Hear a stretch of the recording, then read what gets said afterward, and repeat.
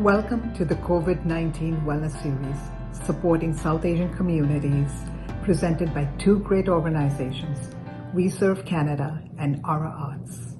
We started the journey of COVID-19 Wellness Series a few months ago in the wake of this crazy global health crisis. And here we are, still struggling and surrounded by the pandemic. It is during these difficult times We Serve Canada and Aura Arts initiated the series with the special emphasis on supporting South Asian communities. The rationale was the rampant increase of COVID-19 cases in the South Asian community, and we wanted to bring more awareness and resources to the community through ethnic media channels and social media platforms. We are indeed very grateful for the active support and sponsorship of Bell Canada for making this webinar possible, which will help in the outreach of the South Asian communities for vulnerable demographics. Thank you, Bell Canada. Today's webinar is a highlight of the 12 workshops of the COVID Wellness Series, where we pinpointed some very relevant discussions, comments, and advice on COVID-19 coping strategies from a remarkable group of panel speakers. The elite speakers with us range from Dr. Ian Dawe and his mental health team from the Trillium Health Partners to medical specialists, general physicians, and wellness yoga experts like the international celebrity Pooja Batra. Beyond this, we also have a very, very special interview included in today's webinar with the Indo-Canadian celebrity actor who had the courage to come forward and speak about her depression and how she overcame her dark moments. So, without further ado, let's begin with Dr. Ian Dawe, who is the Program Chief and Medical Director of Mental Health at Trillium Health Partners, and he's also the Associate Professor at University of Toronto. He talks about the multiple waves of COVID-19, how to manage your anxieties, and most important, self-care. This is followed by the remarks of psychiatrist Dr. Sujoy Ray. The various waves of the pandemic have caused a lot of confusion, particularly now that we're actually seeing the case numbers increase, and people are wondering what is really the accurate way of describing this. From a healthcare perspective, the way we tend to think about this is that wave one really speaks to the increased morbidity and the mortality that are associated with the virus itself. We saw that very significantly in March, April, through May and June. And then things had started to subside, and now we're seeing an uptake in those cases again. Waves 2 and wave 3 actually dealt with the resource restrictions on non-COVID conditions. As we pivoted the hospital's resources and our community's resources to really manage the specifics of people who were sick with COVID, often postponing non-urgent care and transforming a lot of the in-person care to more virtual-based services. But for me, as a psychiatrist, it's wave 4 that causes me the most concern. And wave 4 is where we see the psychic trauma, mental ill health, post-traumatic stress disorder, economic injury, burnout, the stresses that are in our community.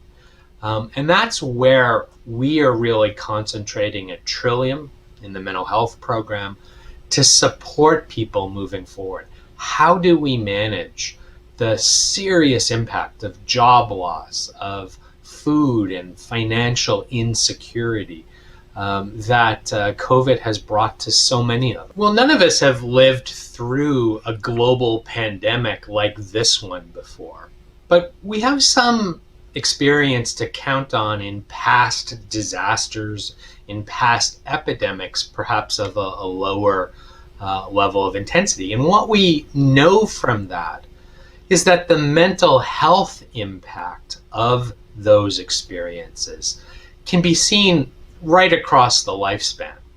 Issues like boredom and isolation from friends and peers that were experienced by our children in the initial times of the lockdowns, the very real financial worry, the job losses that were caused by the economic contraction, the fears of getting sick that all of us faced, not to mention the real loss of loved ones.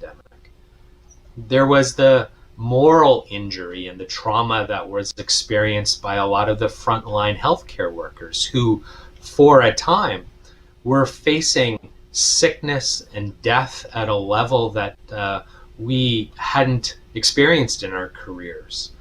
So taken together, all of that can trigger a lot of mental distress, a lot of anxiety. In our populations, we see rising levels of hopelessness or helplessness. And taken to an extreme, that's when we start to worry about drug use, alcohol abuse, the compounding on pre-existing mental illnesses, and of course, the worst outcome of all from a mental health standpoint, suicide. The impacts on mental health may only show up months after a disaster has passed. And this is truly an unprecedented stress in our lifetimes. I think it tests us as a society how we choose to respond to it. Gender inequality has been at the center stage of an inequality debate in this country for a long time. But it seems in particular that the unemployment caused by COVID-19 really focused disproportionately on job losses in the retail sectors, in the service sectors, and consequently, heavy job losses and financial strain for women, who were the ones that were traditionally employed in those sectors. Even working women, by and large, carried the really significant stress of trying to balance working from home while providing ongoing responsibility for their children's education when online learning was happening exclusively over those last several months. And I don't think we have really acknowledged or appreciated just how tough that was for so many. The other interesting factor is age has also been traditionally one of the most important factors to focus on in terms of income security. We'll talk about the impacts on kids in a few minutes, but I'm also interested in people over the age of 65, for example. They have, generally speaking, a low income rate higher than any other age group in Canada. And that makes them especially vulnerable to the pandemic's effects on financial and housing and food security, as well as obviously and unfortunately for those who were living in long-term care and retirement home, to the deadly spread of the virus itself. So differential effects on different parts of the population, absolutely. Well, I think it's important to acknowledge that the pandemic has had its toll on everyone, regardless of age. But in particular, for our children who are just growing up and who are struggling to manage, if they aren't telling us directly that they're experiencing anxiety or they're experiencing stress, it does not mean that they're not feeling uneasy. Recent events have had substantial impacts on them, and they could be experiencing a host of different emotions: anxiety, disappointment, fear, anger. So it's important for us, I think, as parents, as neighbors, as family members, to listen to their concerns, even if their emotions or their expressions are extreme.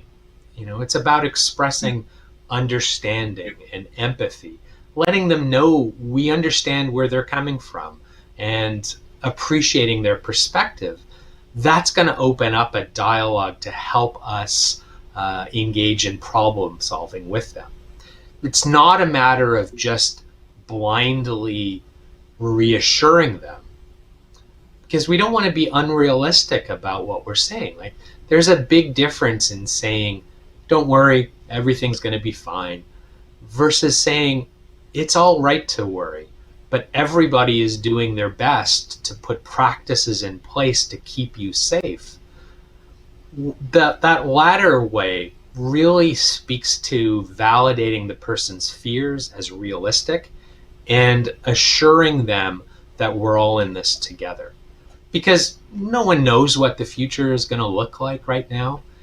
If we're struggling with our anxiety, if we're struggling with the challenges of that uncertainty, I think it's really important to try to make a plan and take baby steps towards accomplishing that plan, but then celebrating and finding joy in those accomplishments, however small they are, as a way of building confidence and security for the next step. Well, being an educator is one of the most valued jobs that we have in our society, because exactly as you're saying, they are charged with the responsibilities of managing so much. So whether you're in that parent role or whether you're in an educator role, I think one of the things we want to do is to help encourage a tolerance of fear and anxiety, not an avoidance of that. Fear naturally encourages in us as a human being a desire to run away, but avoidance really only serves to maintain anxiety in the long run. It's facing situations that promotes resiliency and actually reduces our anxieties by helping people realize that, in fact, they are capable of coping in uncertain situations. And that's good coping behavior that we'll want to model for our children, for our students, and for each other. So being calm, being honest, and caring is about being that positive role model through this period of uncertainty. How we handle our own fears, how we handle our own stresses, is going to impact on how other people assess their situations and how they react. If you feel comfortable letting people know about your own experiences with anxiety or uncertainty, as well as the coping strategies that worked for you, by all means, sharing those statements can help people feel less alone and can provide the students and their kids with a guide of how to handle those situations themselves.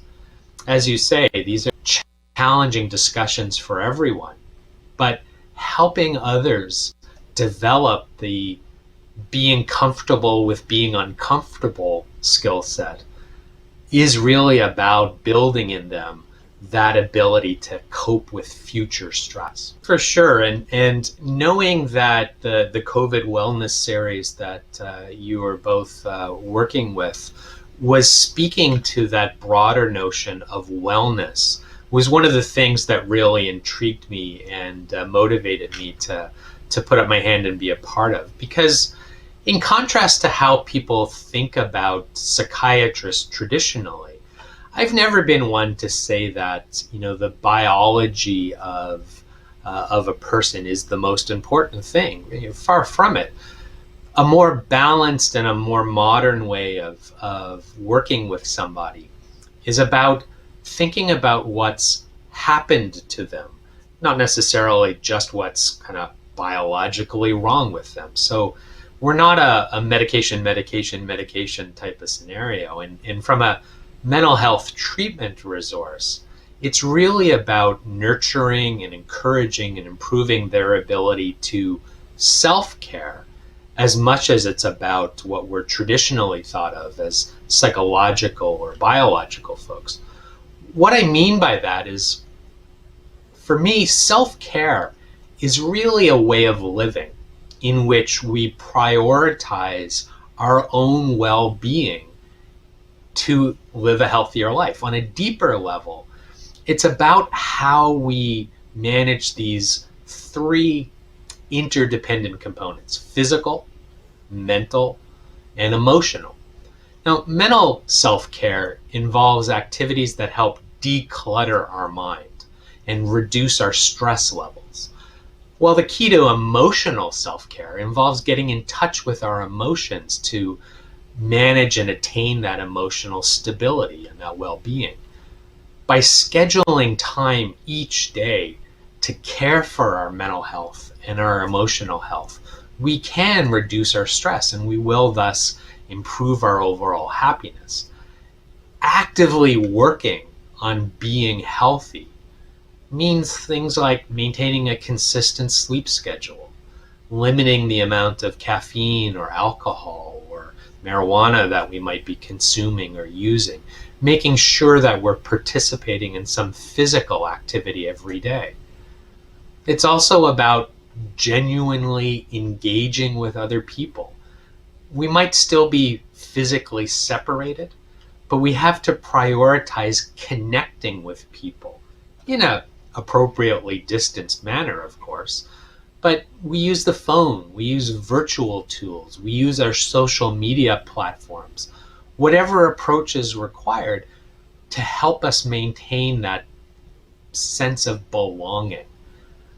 And I think finally, self-care for me is about being open to trying a variety of calming techniques.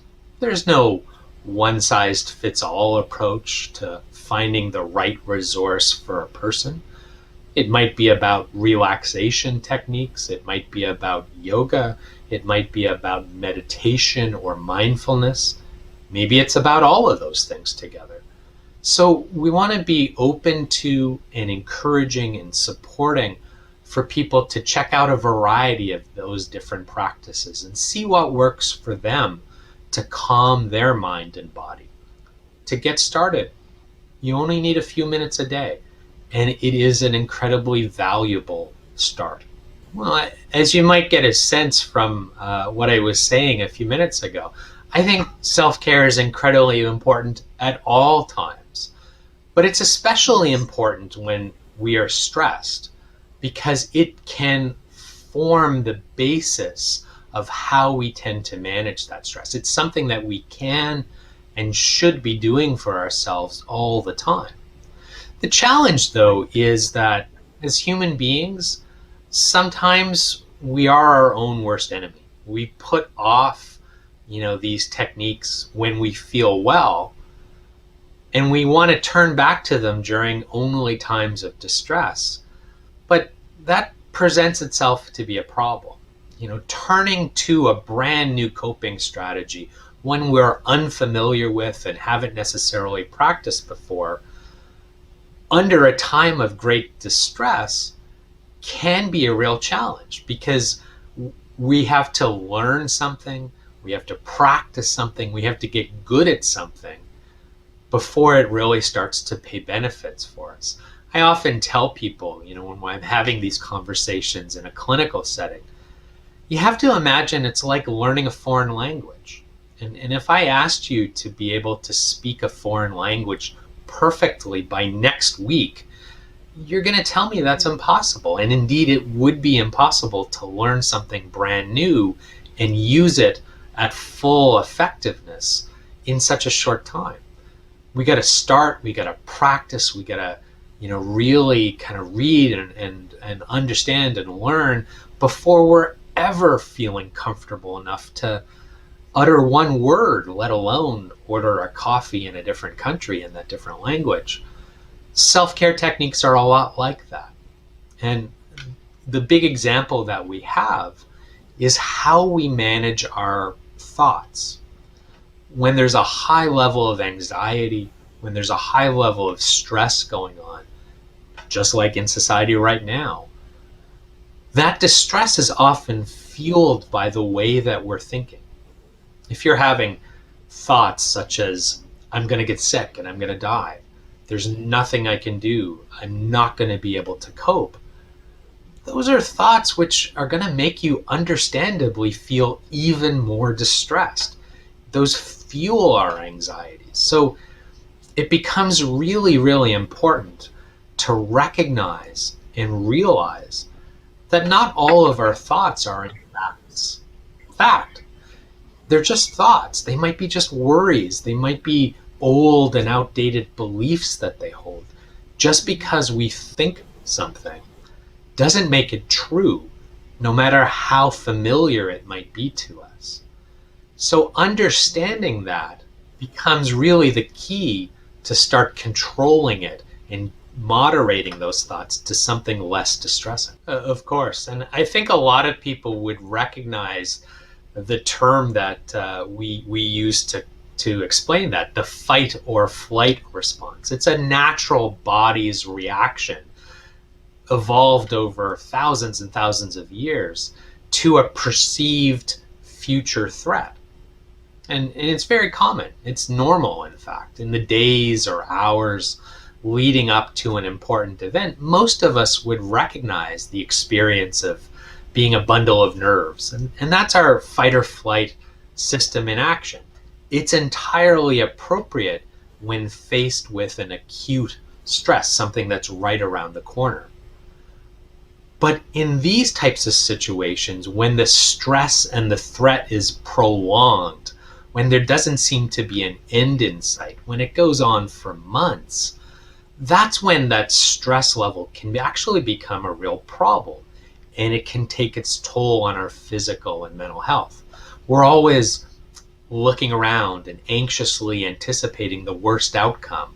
We're staying on the lookout. We're constantly scanning our bodies for sensations that might signal some other danger. And thus, again, we're stressed all the time, short-tempered, irritable, tired, all the things that can lead us to starting to engage in maladaptive coping behaviors like alcohol and substance abuse. Those rates are up.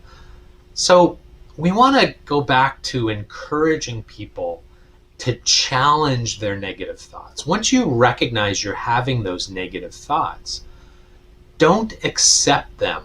Don't accept the worry and the distress that might accompany them as being inevitable.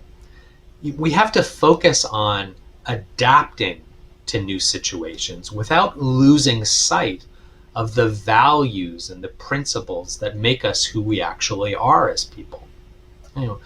Rumination, that constant presence of negative thoughts that we seem stuck in, that's really common during times of uncertainty. So if our minds get stuck in these negative thought patterns, if we're struggling to use our self-care to refocus on what we're doing, that's when professional therapists or coaches can be available to teach us those new skills, to help us learn more advanced ones, which kind of increase the size of our psychological toolkit to be able to handle those situations in the future. Just be ready to not react to having a thought, even if it's a negative one. Make a commitment to just notice the thoughts rather than trying to respond to them all the time. Again, they're not facts. They're just thoughts. That's a lot easier than when we can increase our focus on self-care and choosing to be kind to ourselves and to other people, to those around us. So I think the best advice is to take time to mindfully slow down, to breathe, to intentionally choose to relax. We remind ourselves of past situations in which we've coped well with uncertainty or with distress, and pick out from those memories what it was that we did that actually made us feel better back then. And then we use those learnings now. Take one step at a time. Focus on each day, being in the present moment, recognizing the healthy routines that we're speaking about here work, but they also provide us structure and nutrition and nurturing by which to fuel our bodies and our minds to cope tomorrow too. So giving ourselves that healthy physical base to operate from. That's what our advice is, and that's what we think, to Anu's point earlier, will help us get through this all together as a healthy and as a resilient society. So, firstly, regarding stress, so first we must understand what stress is.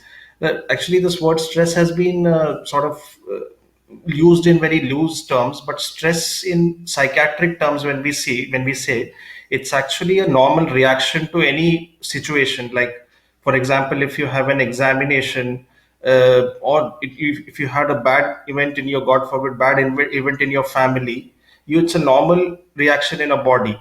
It's like you get a fever when you have a mosquito bite and malaria. So stress is a mental reaction, but it has physical components as well.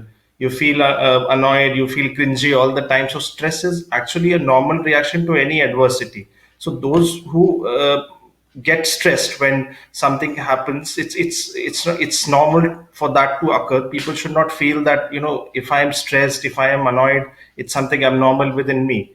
Problem with COVID is that it usually, most stresses come and they go, and COVID has not come, and it has come but it has not gone.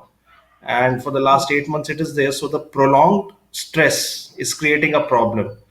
So to protect yourself, or protect yourself from stress, or to prevent the prolonged stress from affecting you, there are some things which a person can do at different levels. uh, Firstly, I feel that especially regarding COVID in these times, the first important one, the most important thing is that you should be careful with the amount of inputs that you have regarding COVID and regarding the news around you.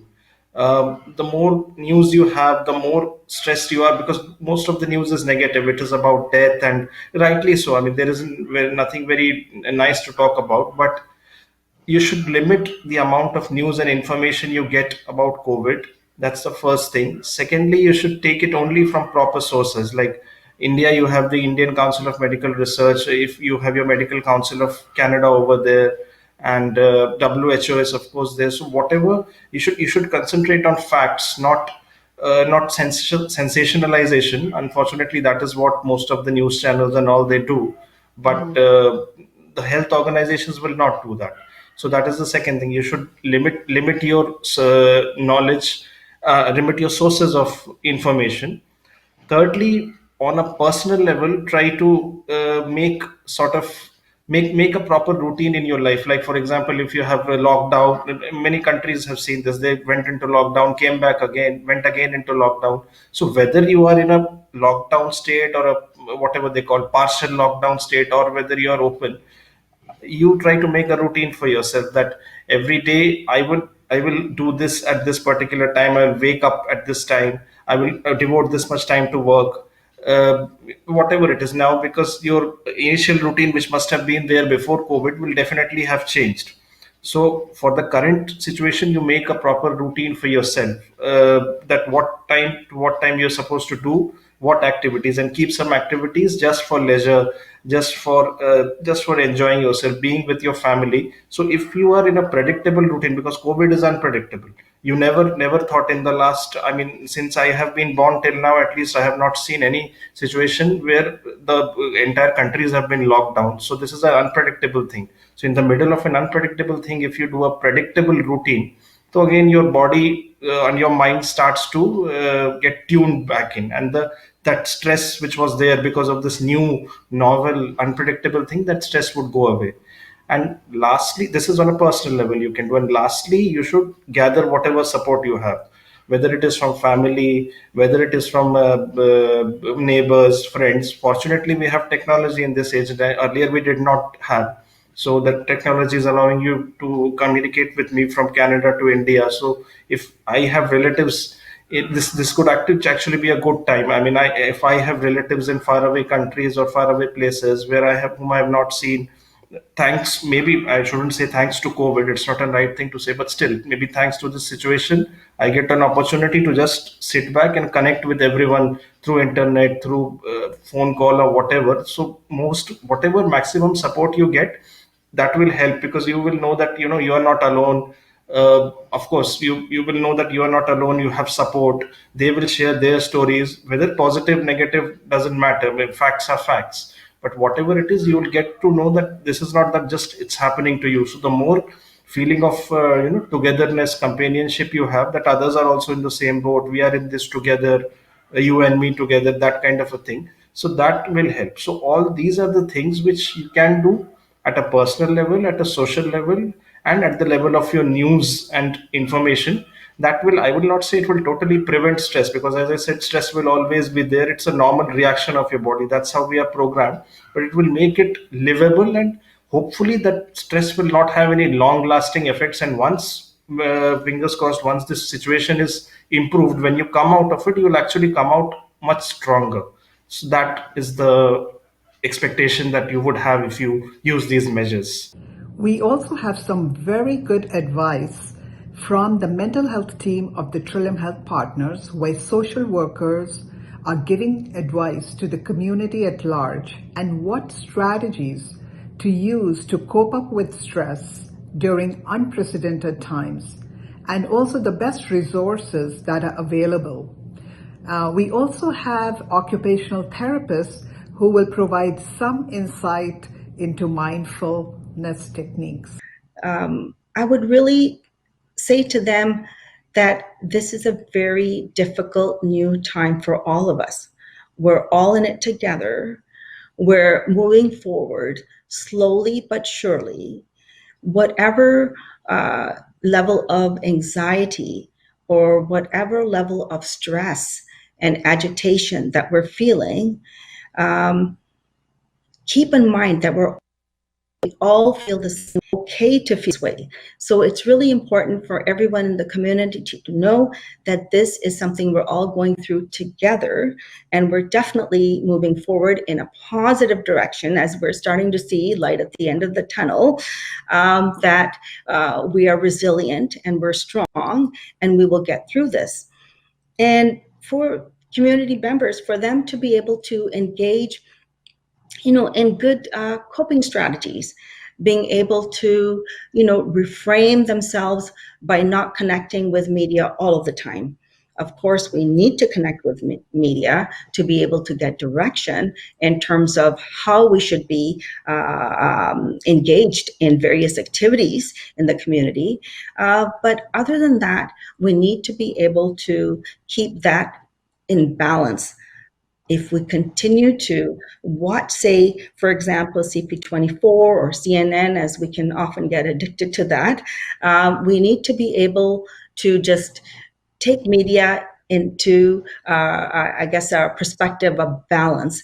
And then we need to focus on other things, the normal things in life, such as being able to engage in physical fitness, having a good sleep hygiene. That's really important, getting enough sleep. Being able to, responsibly communicate with our family members or friends in a way that we're not, putting ourselves at harm or increasing the level of risk for others. So there's a lot of normal things that we can do, but sometimes we lose, perspective on that. It's very easy for everyone to focus on the negatives and then discount the positives. So that is something that I would definitely recommend to people in the community. Let's focus on the positive, as there are many positives in our life. And those challenges that we're dealing with right now, that we will get through them. And just hope is a very important part of a coping strategy in not losing sight of that. And we are moving forward. Sometimes you have to go through a difficult, sort of a muddy time before you can start seeing the progress that's being made. I have to say the truth is it has been very difficult and challenging. But I have to say what I've been so grateful for are that we are very supportive of each other. We work closely together, and it's a great team. People have really been there for each other at this time. We are more isolated because we're doing a lot of phone work and virtual work. So we often arrange to meet for lunch and breaks. And supporting each other as best as we can. We also developed some peer consultation meetings weekly to discuss our work with each other as well. So that is a new development for us. There's also resources for people, for frontline staff. Many of us have been, well, everybody is on Zoom these days, but there's been a lot of resources come through for frontline workers there as well. Many of us have attended various mindfulness series, which were available at Sick Kids. And on an international basis as well, people from around the world in different areas of meditation or mindfulness, specifically for healthcare workers. So that's been quite helpful as well, kind of reaching out in that way. But yeah, it has been a challenge. The one I use that I provide to my clients is Insight Timer. It's actually a free app. I'll show you how it looks. I have it on my phone. Free, and it has like thousands. Insight Timer, like this. Oh. Yeah, and it has different topics. So there's meditation, anxiety, stress, sleep, work, self-esteem, and mourning. So you don't want to do things only when you feel a certain emotion or overwhelming emotion. Like I said, you want to incorporate it in your daily routine. So let's say you have 5 minutes in the morning, you want to meditate, or 5 minutes before you go to bed, right?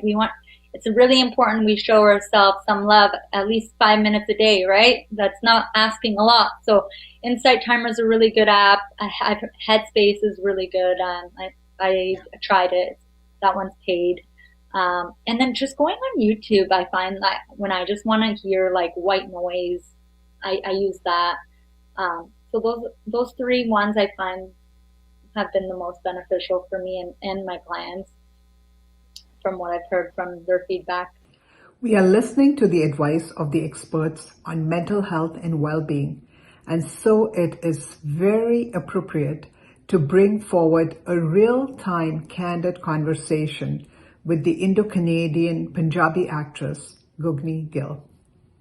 Anuji, this is, we as humans are very, very fragile. Our mind is very powerful, but at the same time, our mind is very, very fragile as well. But as humans and as in our lifespan, we go through so much. We are supposed to feel so many emotions. We are supposed to go through hardships and to appreciate the good times. I think that's how the universe itself is created. And I think we just need to understand the vastness of this life, or the purpose it has behind it. And fear, as like what happened to me 6 years ago was awakening, I would say. When you are actually facing a problem, like I went through a very, very tough time. My marriage was on the rocks. Life was all disrupted. Career was going nowhere, or I would say it was next to nil because of what had happened in our lives.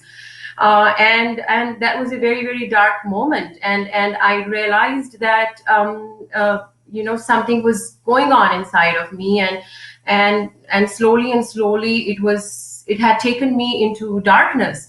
But everybody around me did not feel it, because I looked fine to them, and I looked perfect to them, but inside there were deep struggles going on. And that's when I realized that, no, I have to seek help. I have to seek help because I know I'm not the same person. And when I saw, I seek professional help for 6 months. And the first thing my therapist told me was, you got to start running. You know what's going on with you, and that's great. And start running. Start with running. And Anuji, I hated running. You won't believe, because I would always complain that my shins start hurting. But my depression led me to running. I am a great runner today. And through my own process, what I felt about anxiety or fear is it is all unknown. We just don't know how to live in the present moment. We keep thinking about the past, what happened in the past, our pains and our struggles, and that creates more pain, and your emotions go up and down, and then you start thinking about the future, which is so unknown, and then you have anxiety over it or fear. So basically, if I was to define anxiety and fear, for me, anxiety and fear is the unknown. It is all in your mind. Anxiety and fear actually doesn't exist. It's your thoughts. It's your thoughts that creating the anxiety and fear, and it's all up here. It's in your mind. So it is how you have to practice controlling that. So that is what anxiety and fear actually is, and that is what I could sum up when I was going through it. Next, we delve further into the highlights with general family practice with Dr. Jaya Chanchlani and Dr. Tina Chanchlani, where the discussion is on the COVID situation, very much at home, of the hotspots that are prevalent in the Toronto area and the Peel region area. And since the workshop is focused on the South Asian outreach, it is very important to know these reasons. These doctors will also share how we engage as a community once the province reopens after stay-at-home orders are over. For sure. I mean, we've been given a lot of information on what makes Toronto a so-called hotspot. And what's nice about some of the information coming from public health is that they've really been able to break it down by postcode. So what postcodes have more cases, which postcodes have less cases, and perhaps look at the demographics in those areas and suggest what the reason could be. And there's a couple of things to consider when we're looking at these Toronto postcodes. The first one to consider is that many of these areas are areas that we would consider to be of higher population density. Now, we all know that Toronto has a lot of people population-wise, but these particular areas are areas where there are either many people living in a single dwelling or many dwellings that are grouped closer together. And we would think about, is this an area where there's a university where many students might be living in a single dwelling? Is this an area that's close to a hospital? Toronto has many hospitals, all of them filled with essential workers who go to work and come into close contact with patients who could have COVID-19 and then bring them back to their communities. Also, the TTC, which is the only form of transportation for some people, is another hotbed of infection. So there are a couple of reasons why Toronto might be more susceptible to having higher case counts. It's also important to note, I think, that Toronto has many test centers. Our testing capacity and capabilities are large, and we're just going to be more prone to picking up infections for that reason. So we all know that after Toronto, Peel is the next hotspot in Ontario. So in my opinion, there are a few reasons. Now, Brampton has the highest number of essential workers in trucking and transportation. Also, we have people working in food processing, manufacturing, and distribution areas. Now, these workers cannot work from home, so they have to be out there. And can you imagine if one of them is infected and goes to work, there is potential of hundreds of infections at work. Pearson International Airport is situated in Mississauga. It employs most of the local people who come from Peel and who are in contact with thousands of passengers going in and out of the airport. Most families from here travel to Pakistan and India, and as you know, with cases going so high in India, when they come back, some of them bring back these infections to Toronto. Also, we have multi-generational housing in Peel region. Up to 3 generations can live under the same roof.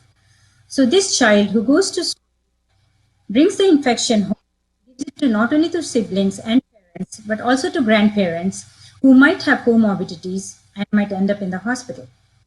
Lastly, as everywhere else, this is just not the Peel, everywhere else, people should stop having large weddings, large backyard parties, and big family gatherings, in my opinion. Next, I would like to share the experiences and learnings of an aspiring public health student, Richa Srivastava, in the light of the COVID-19 pandemic, the role of public health and its relevance in today's world.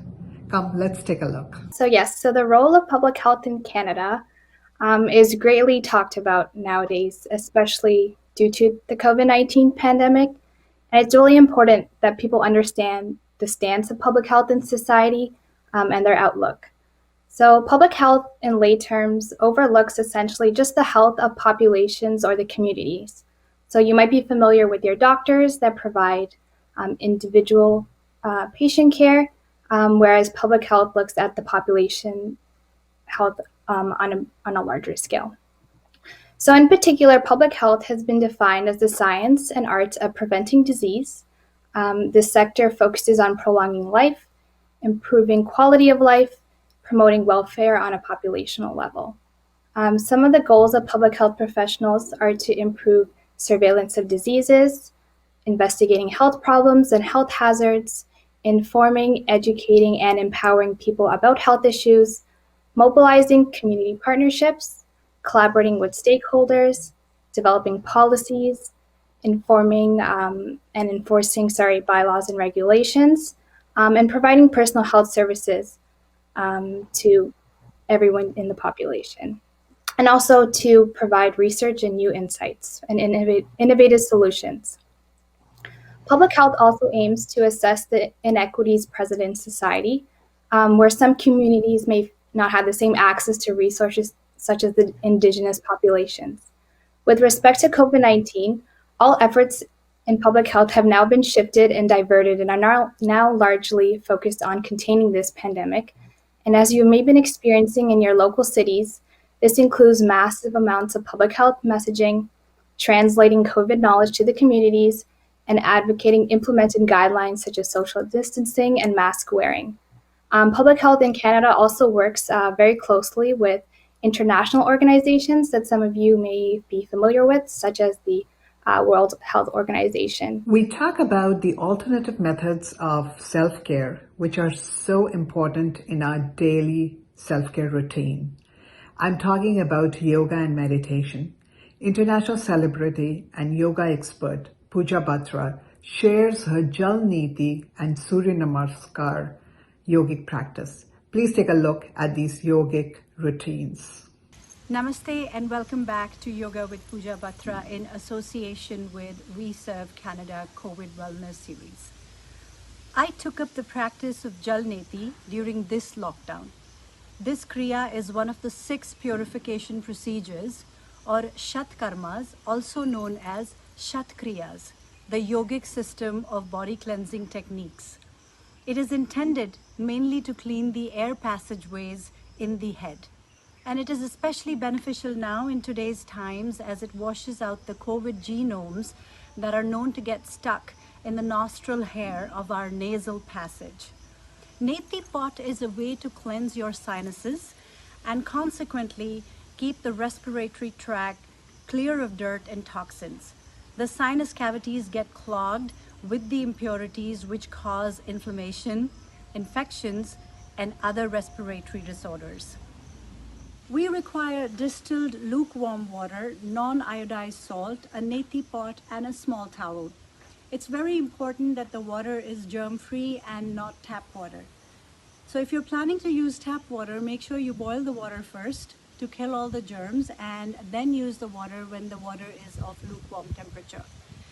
Cold water and hot water is not to be used as it may rupture the nasal mucosa. This is what we need.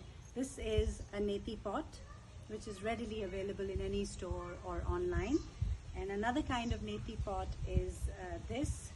Looks like this. It's of plastic. This is of copper. You need a small towel or hanky or even napkins would do. So here's what you do.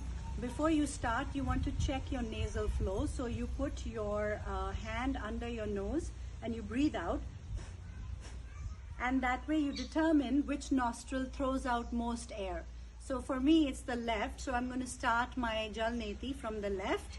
and you can decide the same with your nostril. The other technique that I do is I do Kapalbhati, which is I close one nostril like this and I breathe out from the other nostril 10 times.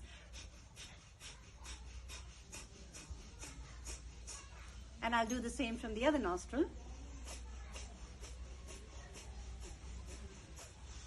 And I'll breathe out from both the nostrils.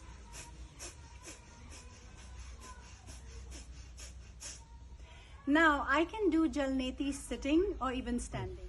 You can perform the Neti while you're seated. So when you're sitting, you need a big bowl with a deep bottom or a tray so that you don't wet your clothes. And you lean forward, tilt your head, take the nozzle off the Neti pot and put it in your nostril, take it deep inside, tilt your head, raise your elbows so that your entire procedure is on an incline so that the water comes out easy, and that's one way of doing the Neti. You can also stand in front of your wash basin or your sink. I prefer to do it outside and I'll show you how. So to stand and do it, this is how you do it. You bend your knees, you tilt your body forward, you tilt your head at an incline. You put the spout of the Neti pot in your nose. You breathe through the mouth, not through the nose. So when you put it inside, you make sure your elbows are at an angle.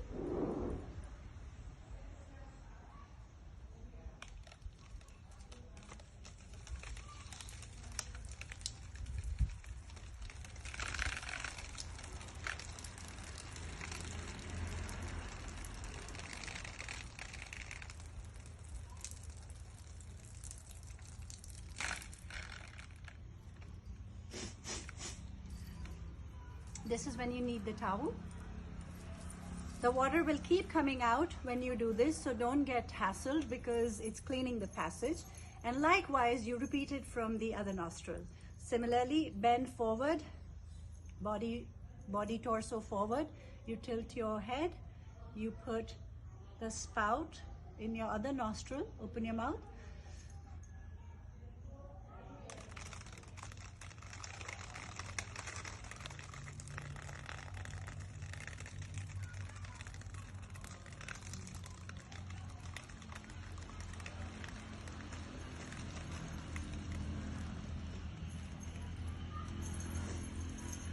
There you go.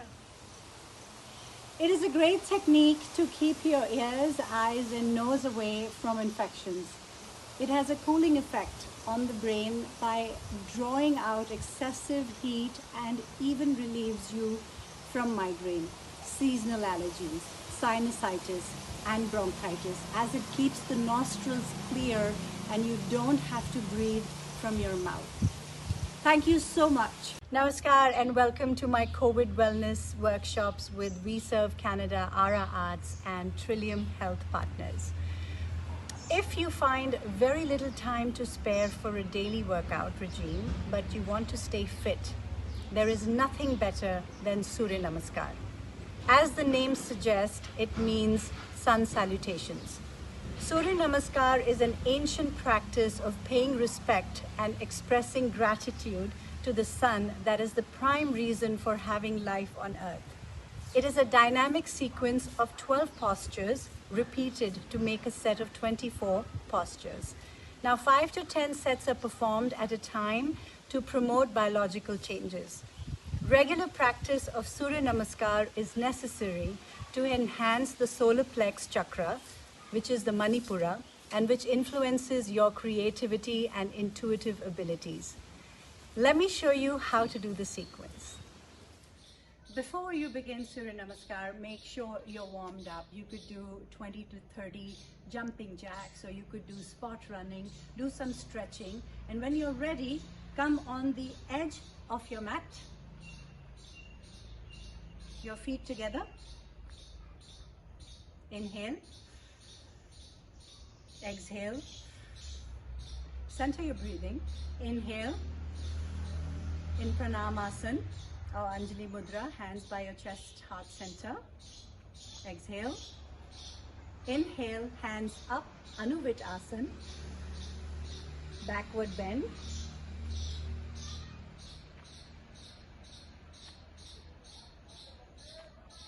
Exhale, hands touch the floor, Padhastasana. Now your hands and feet are in one line. Bend your head and try to touch your forehead with your knee. From here, I'll put my right foot back in Ashwasanchalan Asana.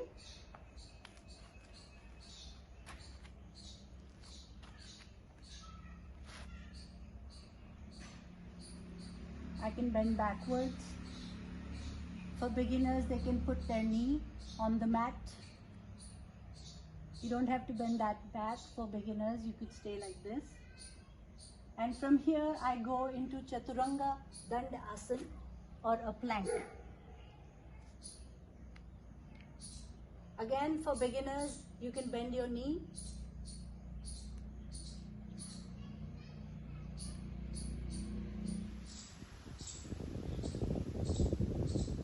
From here, I will go into Ashtanga Namaskara. Put my knees on the mat, my chest on the mat, and my chin on the mat.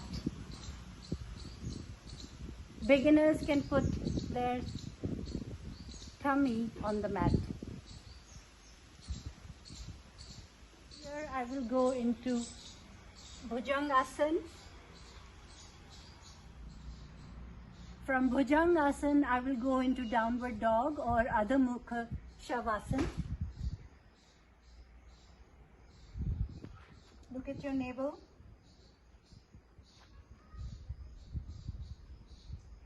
Now bring your right foot forward, Ashwasanchalan Asana. You can put your left knee on the mat or not. Padhastasana. So from Padhastasana, Anuvitasana, inhale, exhale, Pranamasana.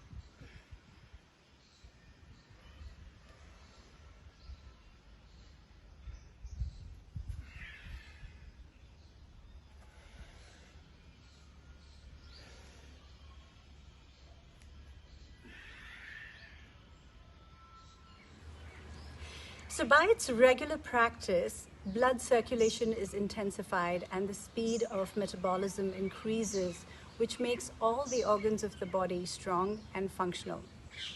It makes all vertebrae of the spine flexible and healthy, and it increases memory and concentration. So my friends and supporters, I hope you enjoyed the webinar. It has been a composite journey of compiling the COVID-19 Wellness Series with such relevant and required information during this unprecedented time. We would be happy to take any questions at weservecanada@gmail.com and provide you with more resource and information.